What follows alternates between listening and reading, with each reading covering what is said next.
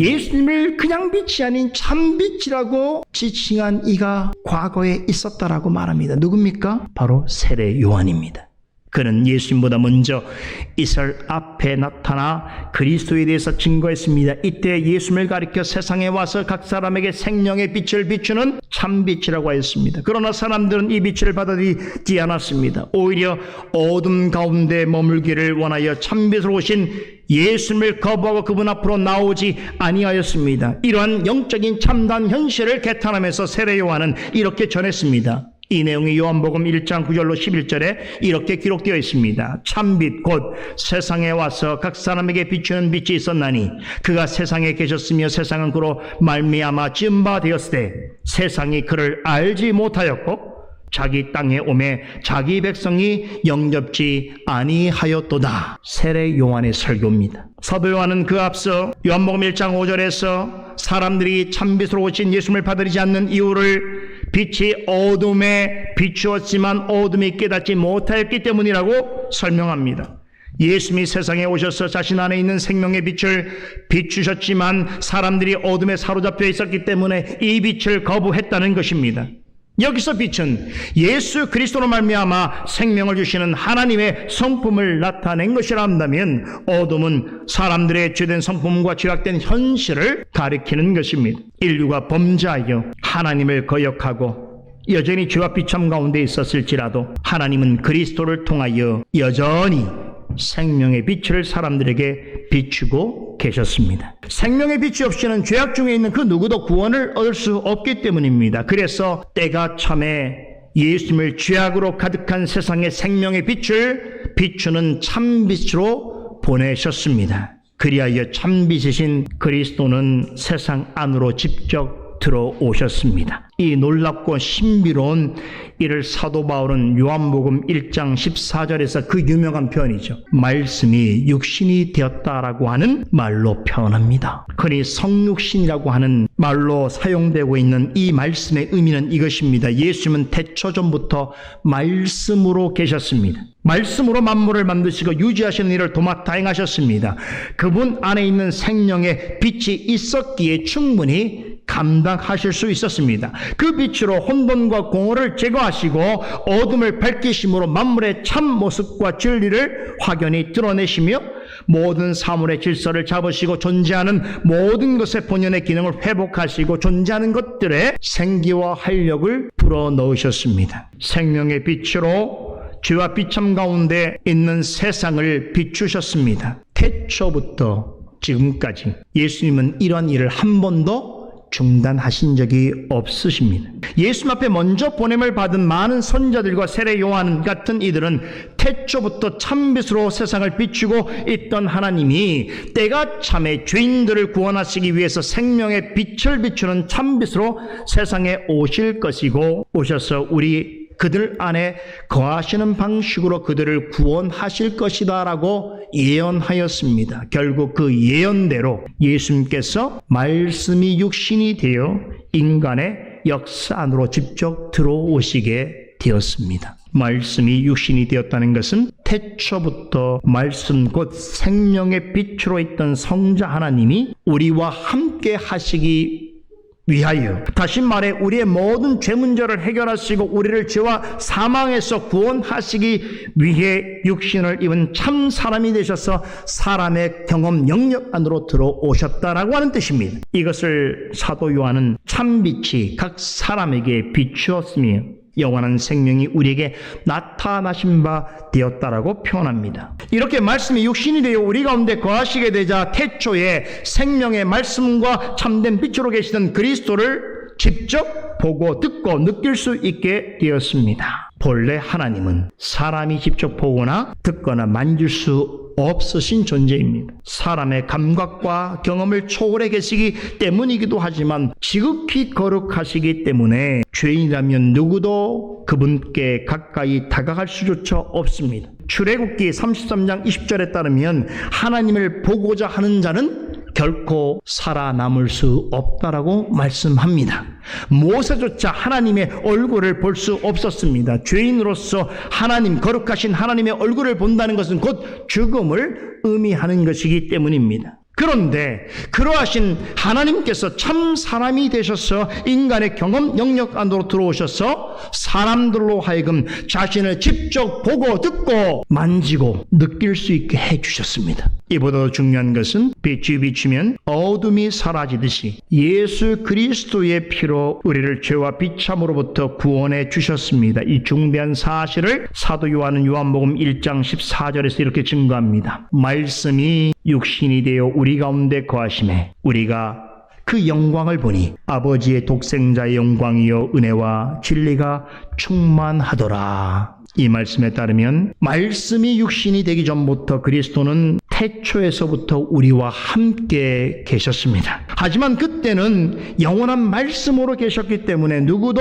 그리스도를 직접 보거나 듣거나 할 수 없었습니다. 그런데 태초부터 계신 영원한 말씀이 참 사람이 되어 이 땅에 오신 이후에 우리는 비로소 그리스도를 보고 들을 수 있게 되었을 뿐만 아니라 그리스도를 통하여 충만하게 드러나는 하나님의 영광과 은혜와 진리를 깨달아 알 수 있게 되었습니다. 그리스도는 말씀이 육신이 되어 삼위 하나님의 뜻을 이루시고 아버지의 영광을 드러내심으로 그 전에 아무도 본 적이 없는 하나님을, 아무도 알 수 없는 하나님의 가장 깊은 일들을, 그러니까 삼위중 제2로서만 알 수 있는 하나님에 관한 그 신묘막측한 일들을 온전히 드러내시고 증거해 주셨습니다. 그리하여 죄인이었던 우리가 말씀이 육신이 되어 우리 가운데 거하시는 그리스도를 믿고 영접할 수 있게 되었으며 그분을 통하여 거룩하신 하나님께로 나아갈 수 있게 되었습니다. 그리고 죄중에 있는 인생임에도 하나님의 자녀가 되는 자격과 특권을 얻어 누릴 수 있게 되었습니다.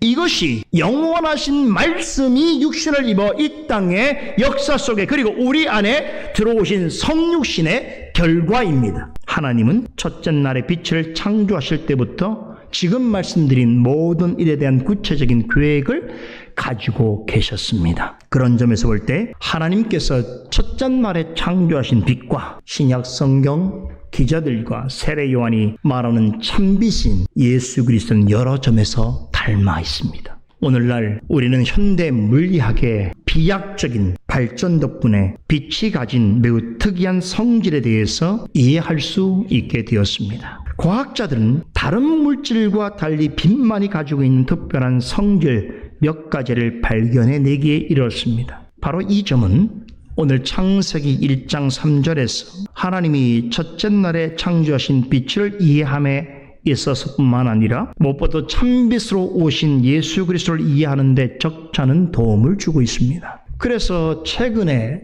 첨단 물리학이 밝힌 이 빛의 고유한 특성에 대해서 여러분들에게 아주 간단히 설명을 드리려고 합니다. 이 내용들은 과학적으로는 매우 복잡하고 어려운 내용일 수 있습니다만 첨단 과학으로 규명된 빛의 특성을 이해하는 데 있어서는 여러분 그리 어렵지 않습니다. 여러분도 충분히 이해할 수 있습니다. 첫째, 빛에는 절대성이라는 특성이 있습니다. 세상에 존재하는 물질 중에 빛보다 빠른 물질은 없습니다. 빛의 속도는 모든 속도의 절대적인 최대값을 의미합니다. 어떤 물질도 빛을 따라잡을 수 없습니다. 이 속도 하나만 보더라도 빛은 그 자체로 절대적인 존재성과 가치를 보여주고 있습니다. 둘째, 빛에는 유일성이 있습니다. 방금 언급한 빛의 속도를 가리켜서 광속이라고 합니다. 광속은 어떤 상황에서도 항상 일정하고 변하지 않는 값을 가집니다. 이런 성질을 가지고 있는 물질은 오직 빛밖에 없습니다. 셋째, 빛에는 무한성이라는 특징도 있습니다. 우리가 사물의 색깔을 구별할 수 있는 것은 빛 때문입니다. 빛이 없다면 사물의 형태뿐 아니라 색깔을 구별할 수 없습니다. 우리가 무엇을 본다는 것은 실제로 그 사물 자체를 보는 것이 아니라 그 사물의 입자에 반사된 빛이 우리의 시신경과 뇌를 통해서 만들어진 상을, 이미지를 보는 것을 본다라고 말하는 것입니다. 그러니까 우리의 눈은 사물 자체를 보는 것이 아닙니다. 사물에 반사된 빛을 통해서 사물의 색깔을 인식하게 되는 것인데 우리 어릴 때 많이 봤죠. 여러분, 태양빛을 프리즘으로 비추게 되면 여러 가지 색깔이 나타나죠. 무지개색 7가지 색깔을 우리가 나온다고 생각합니다. 그런데 사실 빛 안에는 무한히 많은 파장, 즉 색깔을 만들 수 있는 파장이 존재합니다. 그래서 눈에 보이는 가시 영역에서부터 눈에 보이지 않는 비가시 영역의 빛까지 셀 수 없이 많습니다. 빛의 파장은 무한에 가깝습니다. 이런 점에서 빛은 무한성을 가지고 있다고 할 수 있습니다. 넷째, 빛에는 영원성이라고 하는 특징이 있습니다. 시간과 관련해서 볼 때에 우리가 사는 세상은 시간이 어떻습니까? 흐르죠. 과거에서 현재를 거쳐서 미래로 흐르고 있고 또 관찰자에 따라서 시간은 늘 상대적입니다. 하지만 빛 안에서는 이러한 시간 개념이 적용되지 않습니다. 만약에 광 속으로 달리는 차가 있다고 가정한다면 그 차를 타고 있는 사람에게 있어서는 현재 우리가 가지고 있는 시간 개념은 없어집니다. 시간 구분은 사라지고 오직 현재의 순간만 영원히 지속됩니다. 그런데 사람은 시공간 속에 존재하기 때문에 빛의 시간 개념을 경험할 수 없습니다. 모든 시간이 오직 절대적인 한 점으로 모이게 되는, 즉 영원한 현재로서만 존재하는 것은, 이것을 경험할 수 있다면 내가 빛과 같은 존재이거나 혹은 시공간을 초월한 영역에 있을 때만이 경험할 수 있는 일입니다. 다섯째, 빛의 특성으로는 이중성이 있습니다. 여러분도 많이 들어보셨을 텐데요. 이중 빛 슬릿 실험이라는 게 있죠. 이것을 통해서 무엇을 우리가 알게 되었냐? 빛은 입자인 동시에 파장이라고 하는 두 가지 모순적인 특징을 가지고 있다는 것을 알게 되었습니다. 쉽게 표현하자면 빛은 물질적인 특성과 함께 비물질적인 특성을 동시에 가지고 있습니다. 제가 앞서 설명드린 내용대로 빛에는 눈에 보이는 가시 광선이 있는가 하면 눈에 보이지 않는 비가시 광선이 있습니다. 이렇게 빛은 물질적이면서도 동시에 비물질적인 이중성을 가지고 있습니다. 마지막으로 여섯째, 빛은 임재성이라고 하는 특징을 가지고 있습니다. 빛은 눈으로 볼 수 없고 손으로 만질 수 없지만 사람의 오감과 사고를 통해서 빛의 존재를 경험할 수 있습니다. 예를 들어 볼까요? 지금처럼 봄철에 따스한 볕이 우리에게 비칠 때에 그 온기가 우리의 피부에 닿게 되면 우리가 따스함을 느끼게 되는 것입니다. 이렇게 빛은 눈에 보이지 않지만 또 손으로 만질 수는 없지만 항상 내 주변에 심지어 내 마음을 따사롭게 만들어주기도 합니다. 이것은 빛의 임재성 때문입니다. 여러분, 우리는 지금 말씀드린 이런 빛을 일상 속에서 늘 경험하며 살아가고 있습니다. 어떤 면에서 우리는 빛 안에서 살아가고 있는 것입니다. 빛이 없는 세상은 상상조차 할 수 없습니다. 빛이 없다면 아무것도 존재할 수 없습니다. 그런데 방금 설명드린 것 같이 우리가 늘 일상적으로 대하는 빛은 다른 물질과는 달리 매우 특별한 성질을 가지고 있습니다. 절대성, 유일성, 무한성, 영원성, 이중성, 임재성 등의 특징을 지니고 있습니다. 이것들은 시공간 속에 있는 물질세계 속에서는 경험하기 어려운 특징들입니다. 정확하게 말하자면 이런 특성들은 현실과 현상을 초월한 세계의 특징입니다. 그런데 놀랍게도 성경은 빛이 가진 특성을 모두 지니고 있는 분이 태초부터 있었다라고 전합니다. 이 분에 의해서 만물이 만들어졌습니다. 심지어 이분을 가리켜 참빛이라고 부릅니다. 참빛으로 세상에 오신 이분으로 말미암아 죄와 비참 가운데 있는 우리가 구원을 얻게 되었습니다. 누구일까요? 바로 예수 그리스도입니다. 대단히 신비롭게도 대단히 놀랍게도 현대 물리학에서 말해주고 있는 빛의 독특한 여러 가지 특성은 성경에서 전하고 있는 예수 그리스도의 속성과 매우 닮아 있습니다. 과연 그런가? 간단하게 설명드리겠습니다. 그리스도는 빛의 속도에 있어서 절대성을 가지고 있듯이 절대적인 지혜와 능력과 영광을 가진 전지전능하신 창조주이십니다. 빛의 속도는 어떤 상황에서 일정하고 변화가 되지 않듯이 예수님은 언제 어디 어느 때든지 항상 참되고 유일한 주님이십니다. 빛의 파장은 무한하고 빛의 시간은 항상 영원하듯이 예수님의 지극히 크신 은혜와 자비는 무한하시며 그분의 생각과 계획은 항상 영원하십니다. 또 빛이 서로 다른 입자와 파장으로 공존하고 있듯이 예수님은 완전한 인간인 동시에 완전한 하나님으로 계십니다.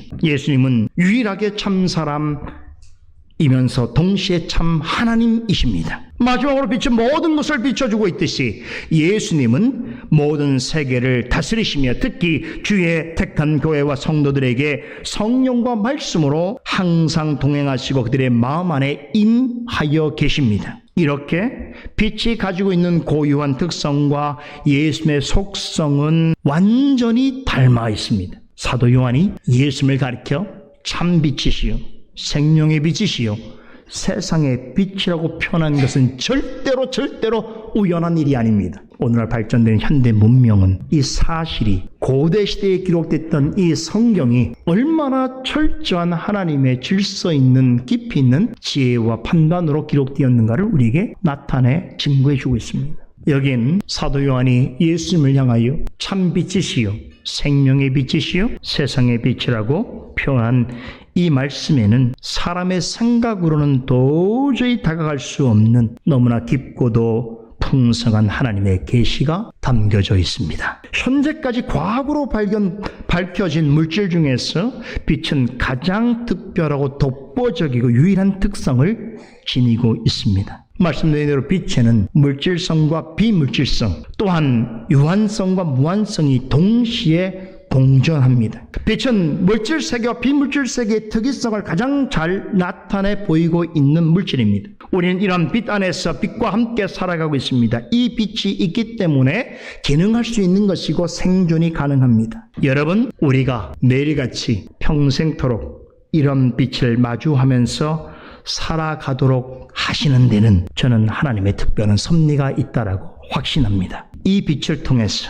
우리로 하여금 태초부터 영원까지 참빛으로 계신 예수 그리스도를 날마다 인식하고 바라보고 의존하는 삶이야말로 가장 가치 있고 존귀하다는 것을 우리에게 가르쳐 주시는 하나님의 지혜가 여기에 담겨져 있습니다. 여러분, 빛의 존재를 부정하거나 거부한다면 참빛이신 그리스도는 거부할 수 없다면, 빛의 존재를 부정하거나 빛을 거부할 수 없다면 참빛인 그리스도는 더더욱 부정하거나 거부해서는 안 될 것입니다. 빛이 존재하는 모든 사물에게 생명을 공급하고 활기를 제공해 준다는 사실을 부인할 수 없다면 우리의 영혼을 돌보시고 영적 생명을 살리시는 이가 참빛 대신 그리스도라는 사실에 대하여 조금 더 의심할 수 없을 것입니다. 요한일서 1장 1절을 다시 생각해 봅니다. 태초부터 있는 생명의 말씀에 관하여는 우리가 들은 바요, 눈으로 본 바요, 주목하고 우리의 손으로 만진 바라. 이 말씀에 따르면 우리는 지금도 태초부터 말씀이자 빛으로 계신 주님을 직접 경험할 수 있다는 것입니다. 여기서 듣고 보고 만진다는 말은 우리가 예수의 몸을 직접 대할 수 있다는 뜻이 아닙니다. 마치 예수님을 직접 듣고 보고 만지듯이 생생하고 정확하게 예수님을 만나고 경험할 수 있다는 의미인 것입니다. 그럼 그것이 어떻게 가능할까요? 바로 말씀을 통해서입니다. 우리는 말씀을 통해서 우리 안에 거하실 뿐만 아니라 우리를 다스리시는 주님을 보고 듣고 만지는 것 이상으로 바르게 이해하고 깨달을 수 있습니다. 앞서 빛의 고유한 특성을 언급할 때에 잠시 설명드렸는데 우리가 사물을 본다는 것은 사물 자체를 보는 것이 아닙니다. 물질에 반사된 빛을 우리의 눈과 뇌가 전달받아서 인식하는 것입니다. 그처럼 우리는 참빛이신 주님을 직접 볼 수 없습니다. 하지만 진리의 빛인 말씀을 통해서 주님을 바르게 알고 보다 확신 있게 믿을 수 있습니다. 놀랍게도 빛을 통해 사물을 인식하는 방법과 성경을 통해서 주님을 알아가는 방법은 동일합니다. 사람이 사물의 형태를 볼 수 있는 것은 반사된 빛에 의해서이듯이 우리는 성령께서 우리의 마음을 밝히 비추시는 말씀의 빛에 의하여서 주님을 인식하고 믿고 깨달을 수 있는 것입니다. 또한 그 말씀에 의하여서 우리 마음의 어둠을 물리치고 빛의 자녀로 살아갈 수 있게 되는 것입니다. 참빛이신 우리 주님께서는 성령을 통해서 우리에게 진리의 빛을 항상 비추고 계십니다. 여러분 분명히 기억하셔야 됩니다. 우리는 빛 자체일 수 없습니다. 그럼에도 우리 주님께서는 마태복음 5장 14절에서는 우리를 향해서 너희는 세상의 빛이라고 말씀하시고, 사도 바울은 5장 8절에서 너희가 전에는 어둠이었더니 이제는 주 안에서 빛이라 빛의 자녀들처럼 행하라고 분부하십니다. 결코 빛 자체일 수 없는 우리를 향해서 빛으로 빛된 존재로 살아가라고 명하십니다. 어떻게 이런 일이 가능할 수 있을까요? 좋은 방법이 있습니다. 달처럼 빛을 내면 됩니다. 달은 태양처럼 스스로 빛을 낼 수 없습니다. 하지만 태양이 발산하는 빛을 반사하여 얻은 빛으로 지구를 밝힐 수 있습니다. 그렇듯이 우리의 몸과 마음이 참 빛 대신 주님의 빛을 받아 전하는 반사체가 되어야 하는 것입니다. 그러하기 위해서는 먼저 참빛이신 주님을 나의 창조주요 구원자요 주님으로서 믿고 영접해야 합니다. 그리고 성령께서 말씀으로 나의 마음을 밝히시고 깨닫게 해주시는 은혜를 쫓아서 주님께 더욱더 가까이 나아가야 합니다. 그러한 사람만이 빛의 근원이시며 참빛이시며 생명의 빛이신 주님의 반사체로서 살아갈 수 있게 되는 것입니다. 첫째 날 만물의 본질과 본성을 드러내고 존재하는 것에 생명과 질서를 부여하고 하나님의 영광을 드러내는데 하나님이 창조하신 빛 외에 다른 빛을 필요로 하지 않았습니다. 그러하였던 것 같이 세상의 어둠 가운데 빛의 자녀로 살아가기 위해서는 오직 참빛 대신 주님만 필요합니다. 첫째 날 하나님이 빛이 있으라 하실 때에 그 빛이 텅 비어있는 땅 위에 가득 넘쳤듯이 지금도 참빛 대신 주님께서는 우리의 빈 마음 가운데 성령과 말씀으로 은혜를 넘치게 부어주고 계십니다. 하나님이 창조 첫날 첫째 날 만드신 빛이 땅 전체를 비추고 감싸는 것을 보시면서 어떻게 하셨습니까? 보시기에 좋았더라라고 말씀하셨습니다. 그러하신 것처럼 우리의 심령이 참빛 되신 주님의 영과 진리로 넘쳐나고 주님의 은혜를 반사하는 빛의 자녀로 살아가는 것에 대하여 하나님은 어떻게 보실까요? 좋았더라 하십니다. 우리가 살고 있는 세상은 여전히 어둠과 공허와 혼돈이 깊은 가운데 있습니다. 아직도 참빛 되신 그리스도를 떠나서 어둠 가운데 살아가는 사람들이 너무나 많습니다. 이같이 부패한 세상, 타락한 인생들 틈에서 하나님께서는 지금도 계속해서 우리로 하여금 주님으로부터 끊임없이 나오는 생명의 빛과 진리의 빛을 받아서 주님을 반사하는 주님의 자녀로 살아가기를 원하십니다. 이것이 첫째 날 빛의 창조 이야기가 우리에게 들려주는 너무나 존귀하고 실제적인 교훈인 것입니다. 기도하겠습니다.